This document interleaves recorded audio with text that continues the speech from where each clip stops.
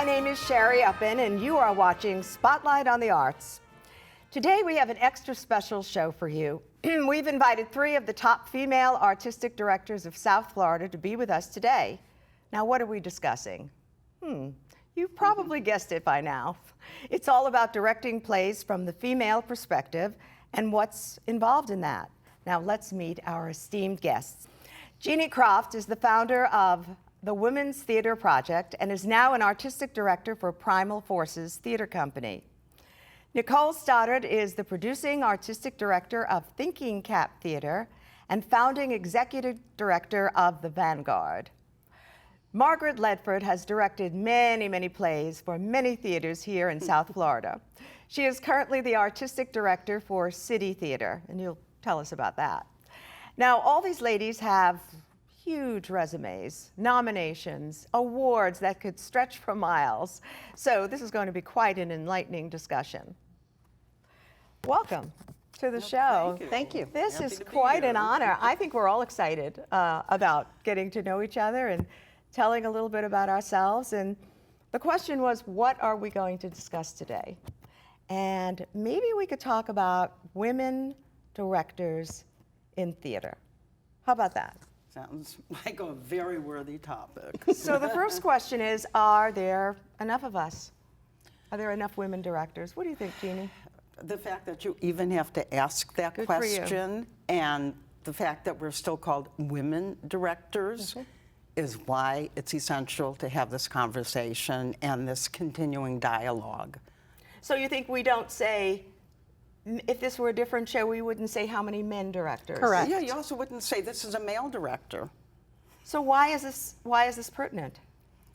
Well, if you don't name it, it won't change. Unfortunately, attention must be called to the issue in order to get to a point, hopefully, at some point in the future, maybe in 30-30, since we won't do it by 2020, that we could actually just have directors with bodies of work. And why do you suppose that we are still called women directors? I mean, why are we still talking about this? What do you think some of the reasons are? You know what, for me, one of the first demonstrations of why we get stuck with female directors is when I was first started out and I was directing a show, and it was an open casting, and I had several men that were much older than me auditioning, and one of them came over to me and said, "Where's the director?" And I said, "I'm the director." And he said, "No, I mean the real director." And of course I understood his inference. When did this happen? And I just said to him, "And I look like a fake director?" Did you say that? I certainly did. And what did he say? He looked at me and just was, "Well, you're too young." And I said, here we go. So we would never say this to male directors? No. I've never heard of anything like that. Okay, so you're saying 2030? Do we have to wait that long? Right. Do you think we can get some answers today and figure this out? Just tell I would them? say that part of it is this, that the history of stage direction has been scripted by men. It is a male history. And Playwrights?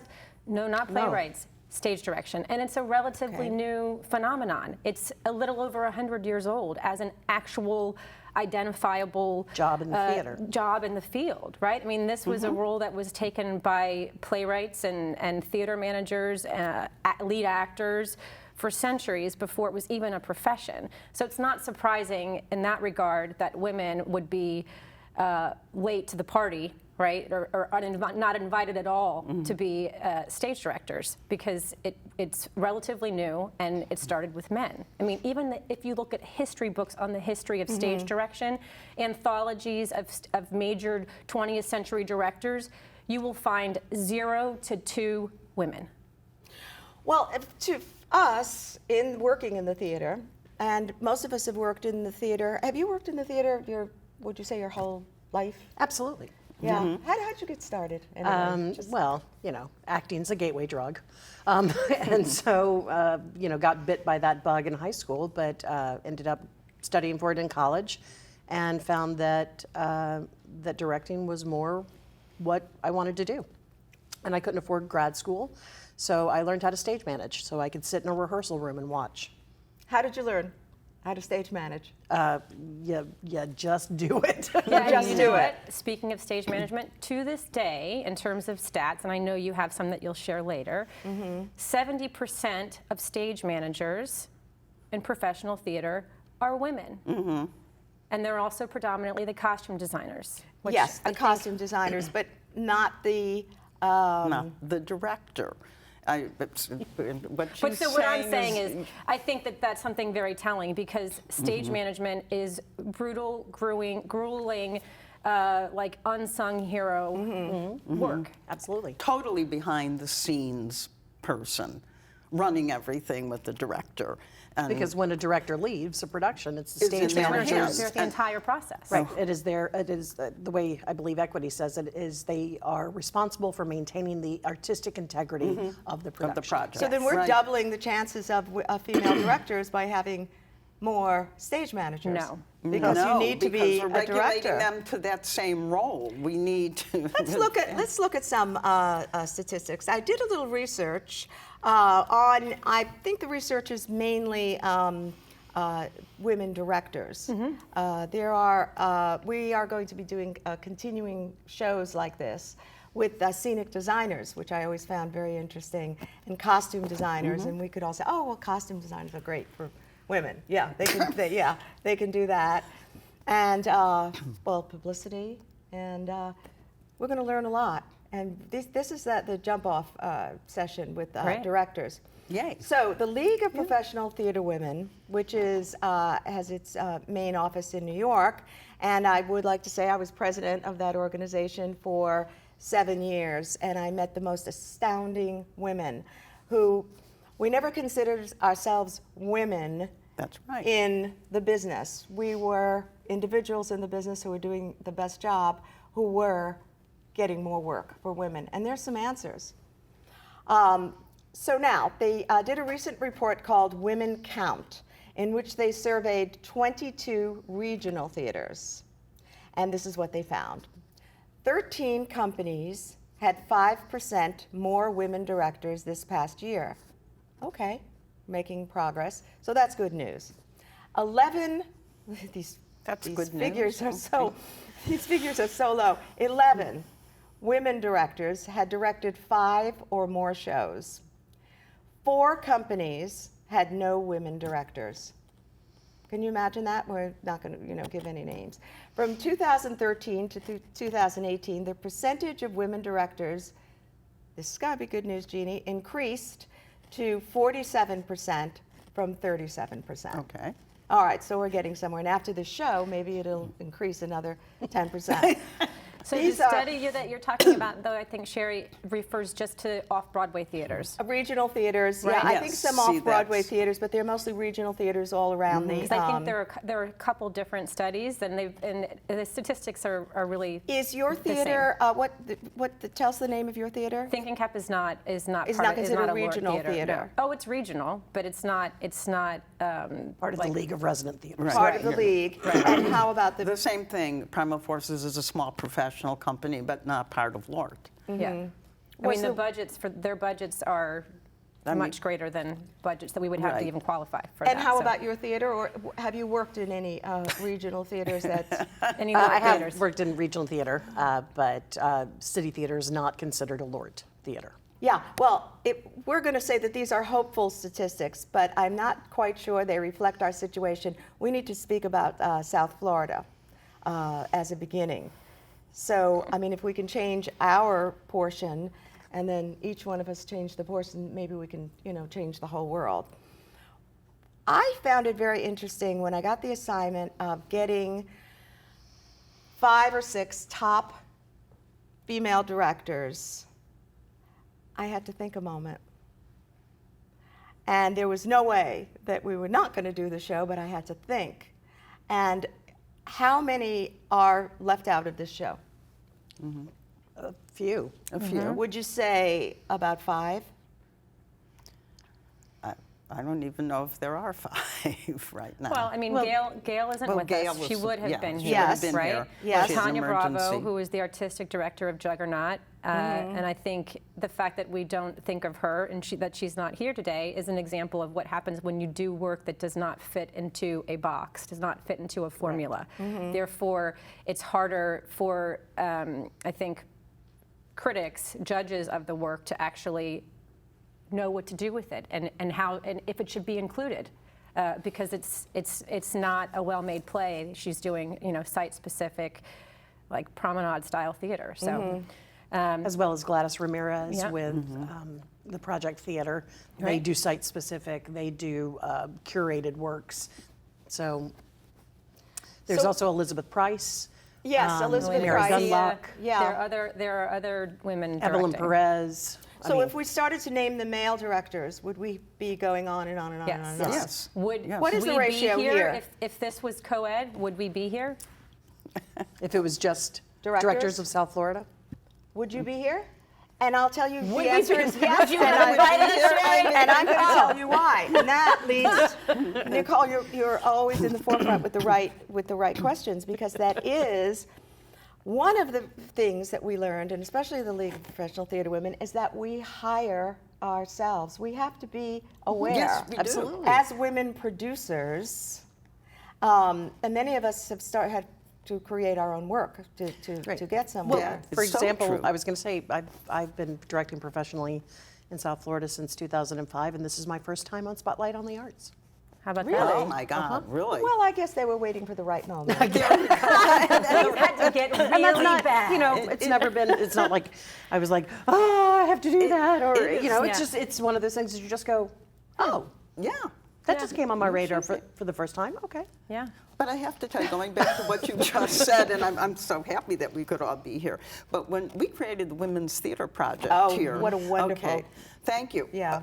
But it came out of a desire to hear the voices that we don't hear. And we started by asking for only original work.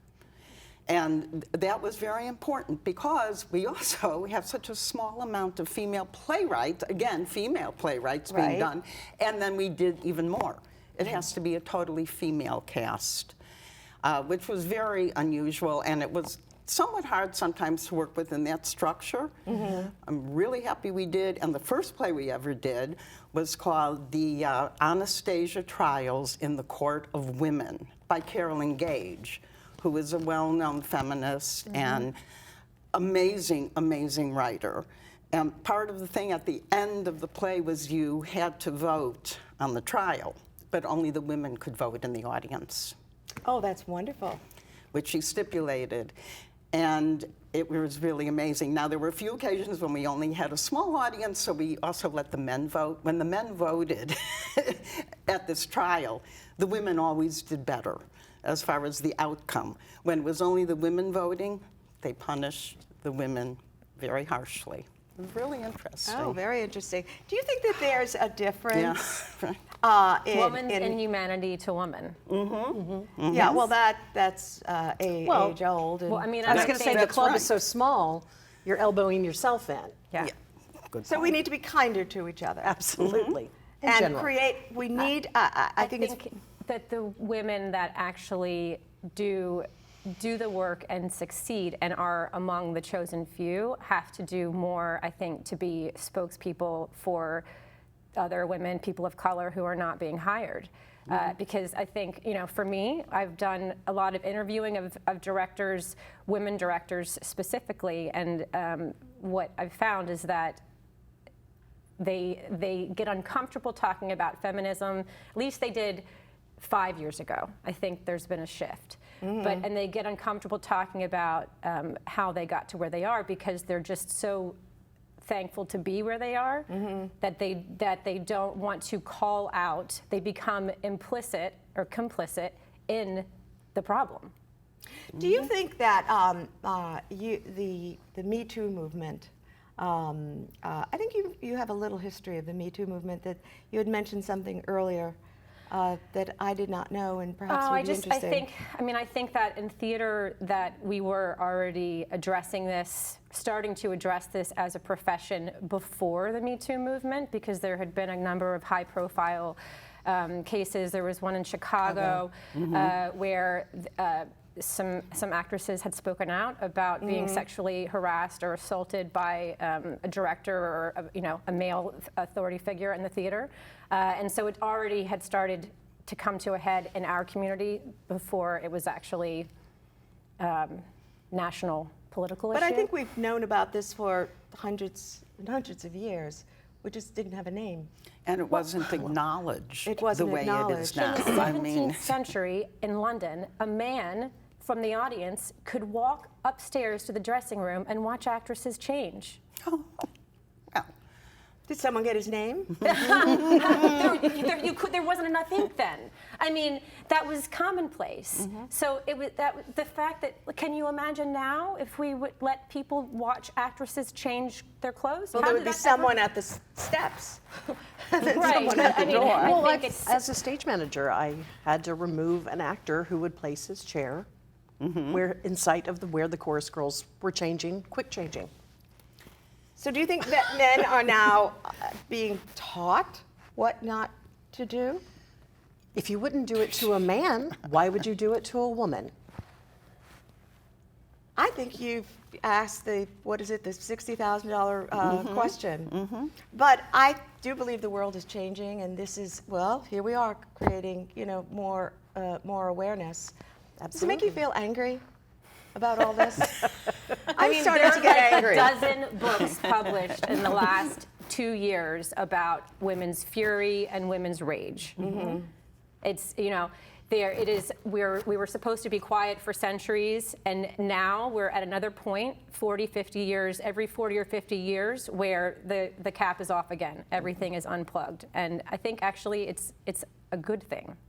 We have to, because men are not ever demonized for being angry. They're strong. They're powerful. But the world is changing. Yeah. There's awareness. We are feeling more empowered. We can't say it's too late, because it's not, because we have our daughters and we have future women directors. The show is a half hour, and there's a question that I would love to know the answer, and that is, do you find it different working with an all-male cast than an all-female cast? Does it make one bit of difference to you? For me, it didn't make a difference. I've done both for a very long time.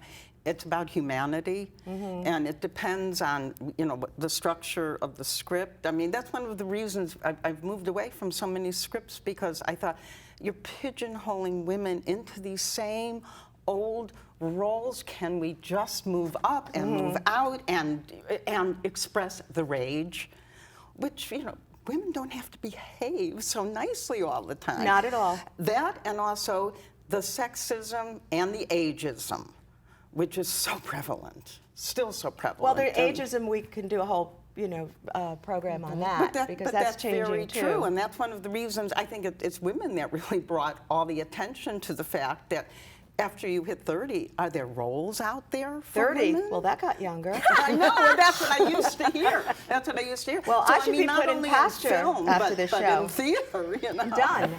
Take her away. Right? Goodness gracious. Do you find that you prefer working with all women? No. To men? I love working with people. I love being in a That's rehearsal it. room. I love discovery.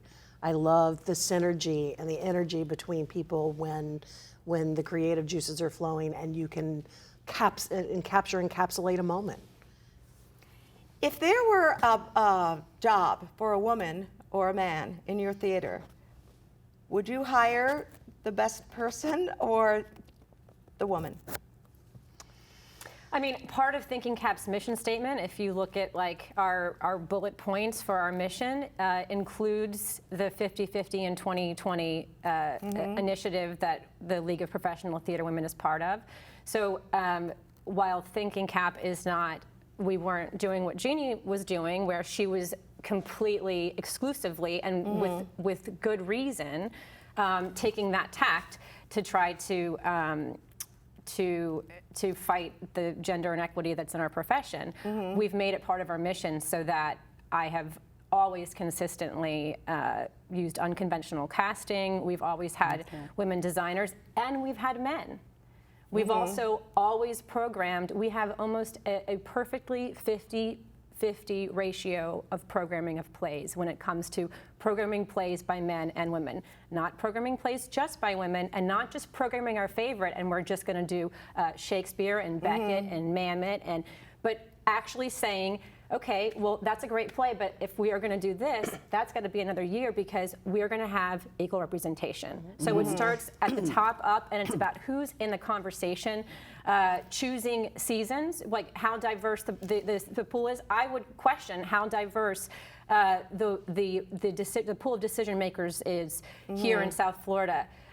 There's been a shift, there's been an improvement, there's been more programming of plays by women, but historically, the plays on the stages of South Florida have been written by men. Been written by men. Right. But you are artistic directors. Right, and Yeah. even with Yes. City Theater, I mean, in our summer shorts program, which we are, can do 8 short plays, always parody, always, has been since the beginning because City Theater was founded by 3 women.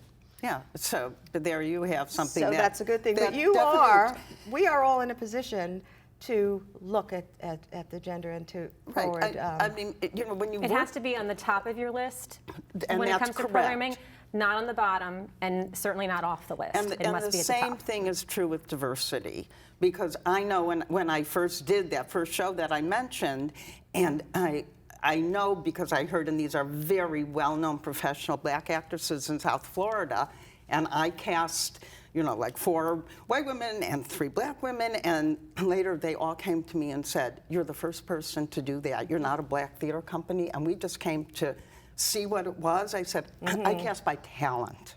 I cast by talent. That's what it is. So.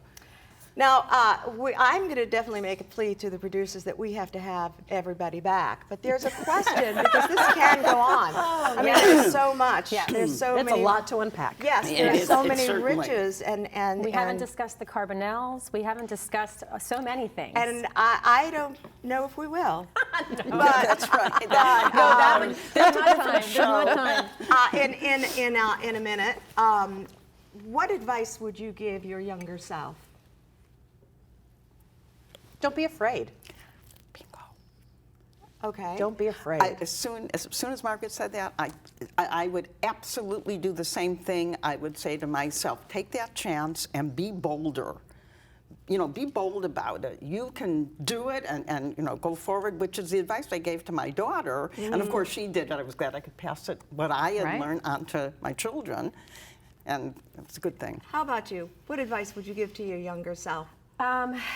Gosh, I don't know because I think I've always recognized my sort of inclination towards shyness.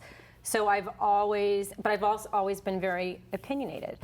So I have always forced myself to do things that scare me. I mean, I was president of my senior class in high school. I've always taken on leadership positions and sort of tried to pave the way and bring different people together. So it wouldn't be that. I think I would probably have pushed myself to do more, to cast a wider net instead of, with. But how fortunate you are that you still can. That's true. That's So right, when we very ask what would we tell our younger selves, we are in such a wonderful position now on this earth at this time to still change and to still grow. Now they're telling me I have 3 minutes. Well, what would you tell your younger self? Yeah. Goodness gracious. Probably to focus a little more narrow, because one of my challenges is I want to do everything, and I want to do everything at once. I want to tap dance. I want to sing. I have a theater.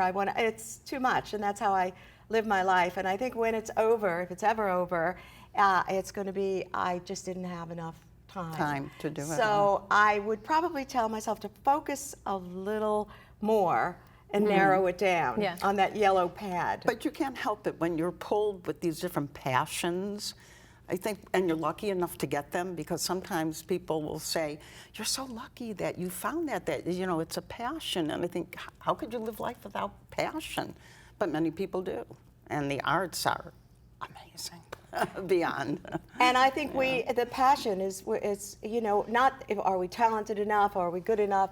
I think if we keep on being passionate, you know, we'll find. And that's what we're all together in this. The energy in this room is so great.